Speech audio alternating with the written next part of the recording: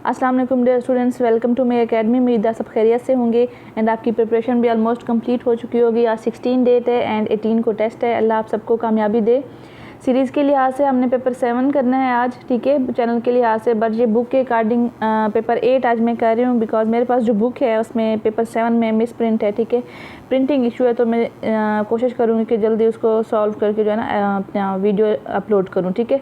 तो आज हमने पेपर 8 का फर्स्ट पार्ट करना है। 50 MCQs हम डीपली डिस्कस करेंगे। चैनल को लाइक सब्सक्राइब करें, बेल आइकन लाजमी प्रेस करें, अपने फेलोज़ के साथ शेयर करें।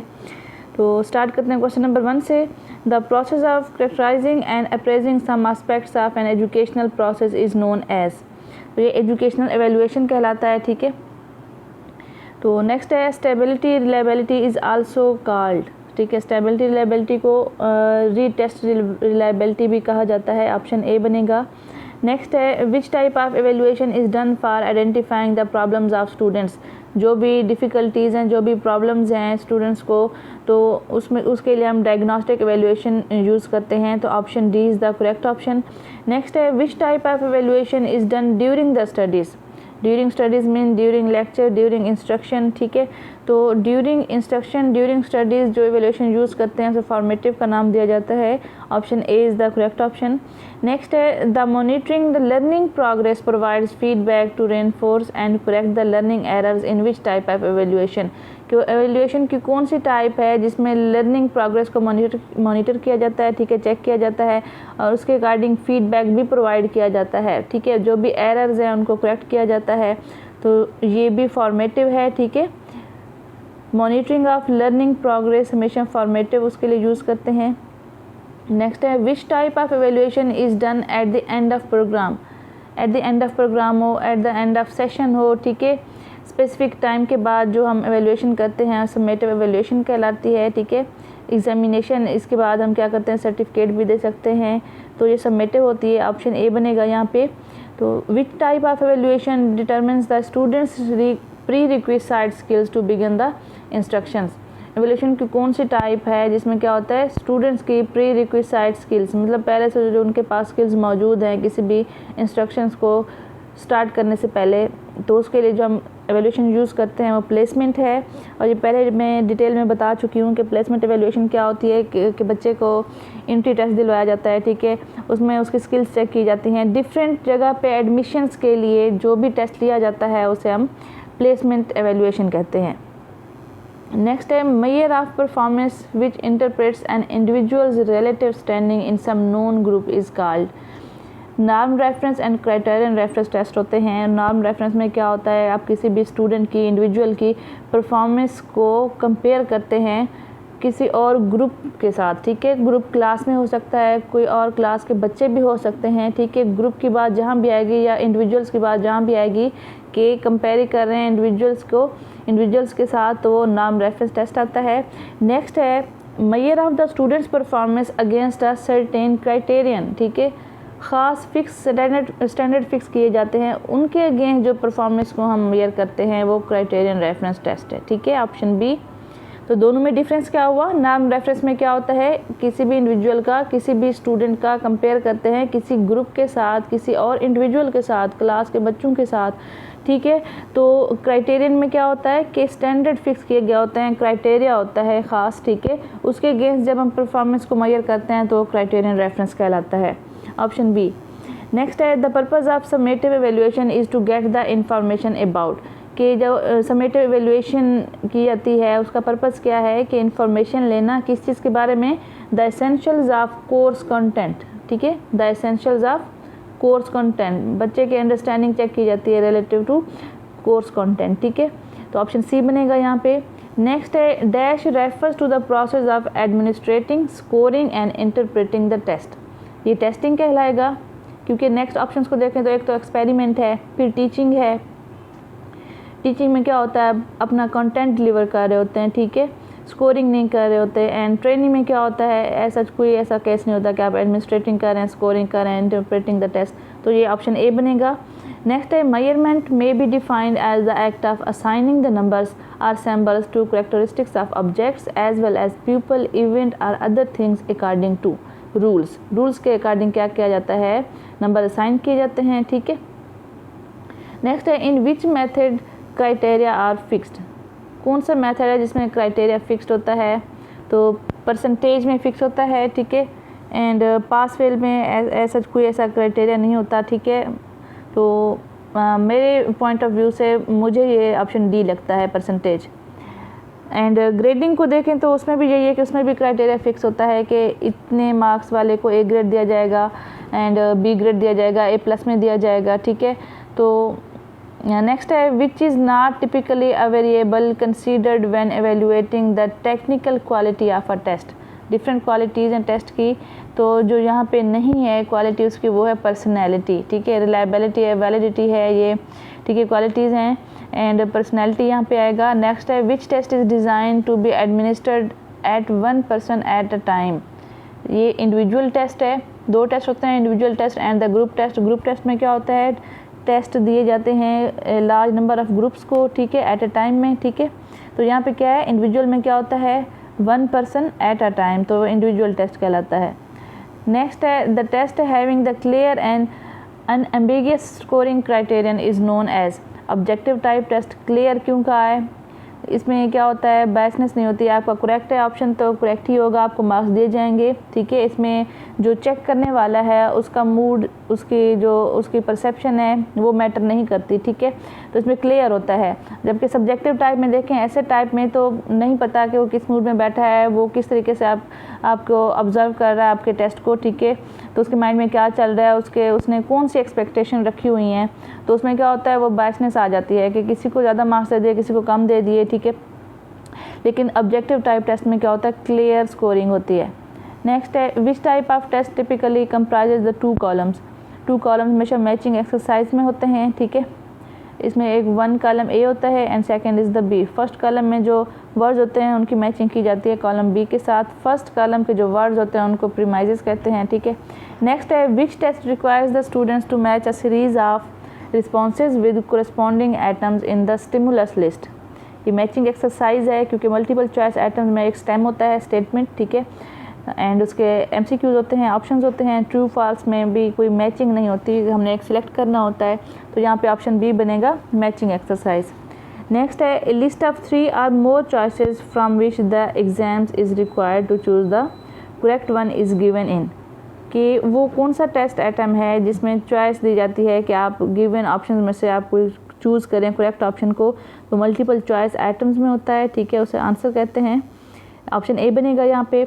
नेक्स्ट है short answer items are answered by word, phrase, numbers or symbol and is a complex form of objective type was said by option ए।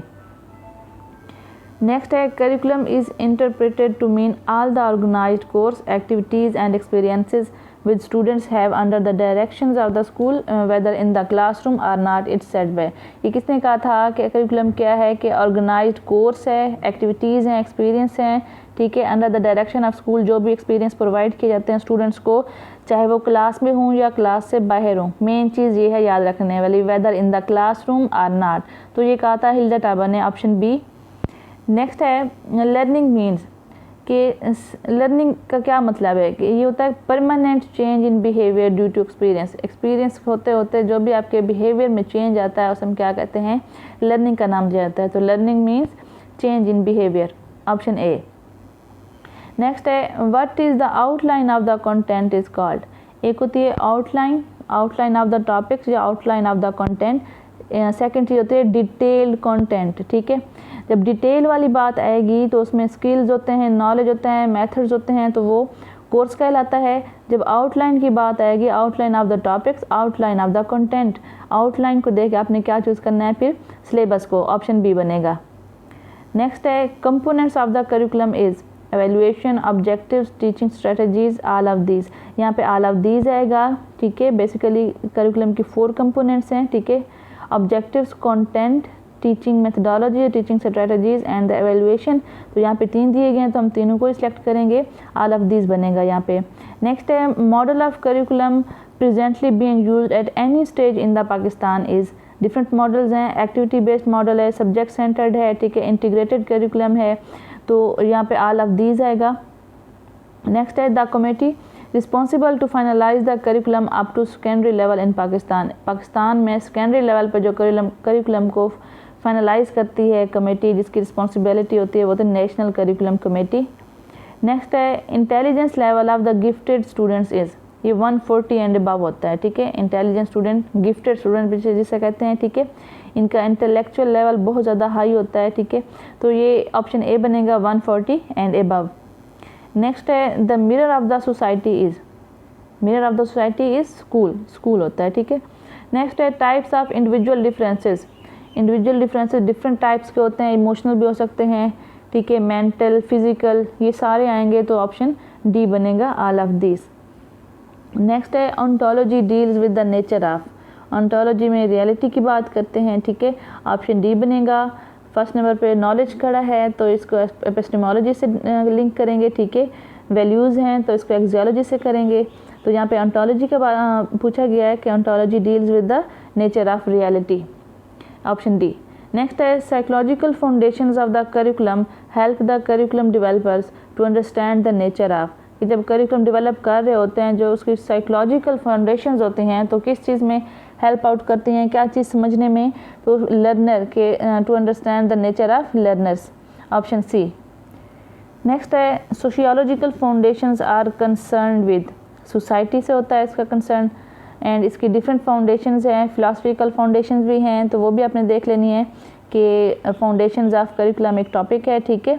उसमें psychological भी हैं, सोशियोलॉजिकल भी हैं, फिलासफिकल भी हैं, ठीक है, डिफरेंट इसकी फाउंडेशंस हैं।